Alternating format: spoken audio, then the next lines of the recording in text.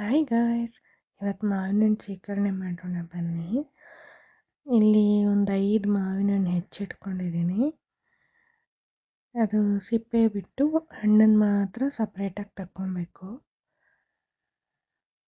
ಒಂದು ಪಾತ್ರೆಗೆಲ್ಲ ಹಣ್ಣು ಒಳಗಿನ ಪಲ್ಪೆಲ್ಲ ತೊಗೊಂಡು ಹಾಕ್ಕೊಂಡು ಅದನ್ನೆಲ್ಲ ಚೆನ್ನಾಗಿ ಸ್ಮ್ಯಾಶ್ ಮಾಡಬೇಕು.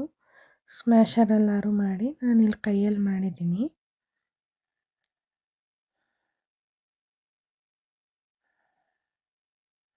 ಸ್ವಲ್ಪ ಪಲ್ಪ್ ಥರ ಸಿಗಬೇಕು, ಆ ಥರ ಮಾಡಿ.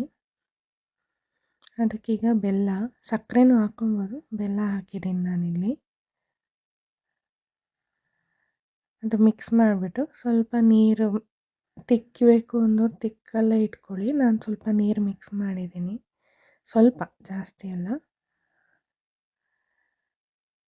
ಆಮೇಲೆ ಏಲಕ್ಕಿ ಪೌಡ್ರು 2 ಏಲಕ್ಕಿ ಹಾಕ್ಕೊಂಡಿದ್ದೀನಿ ನಾನು.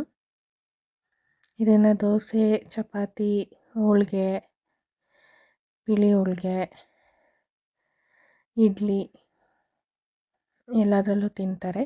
ನಾನಿಲ್ಲಿ ರೊಟ್ಟಿಗೆ ಸರ್ವ್ ಮಾಡಿದ್ದೀನಿ. ನೀವು ಟ್ರೈ ಮಾಡಿ ಮನೇಲಿ.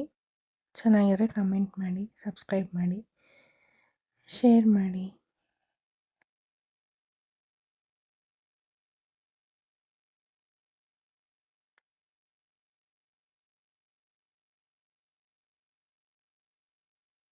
Thank you for watching my video.